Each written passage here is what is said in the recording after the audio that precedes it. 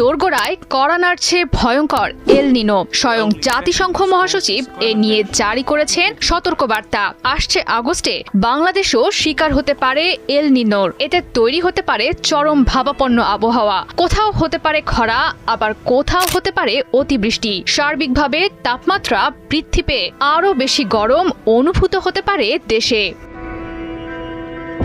ভিডিওর মাধ্যমে এমনই সতর্কতা দিয়েছেন জাতিসংঘের মহাসচিব আন্তোনিও গুতেরেস। গেল মঙ্গলবার একই পূর্বাভাস দিয়েছে বিশ্ব আবহাওয়া সংস্থা WMO। বলেছে চলতি মাস থেকে আগস্টের মধ্যে ৮০% সম্ভাবনা আছে এল নিনো পরিস্থিতি তৈরি হওয়ার। নভেম্বরের আগে সেই সম্ভাবনা পৌঁছতে পারে ৯০%। এর ফলে বিশ্বজুড়ে বৃদ্ধি পাবে চরম ভাবাপন্ন আবহাওয়ার ঝুঁকি।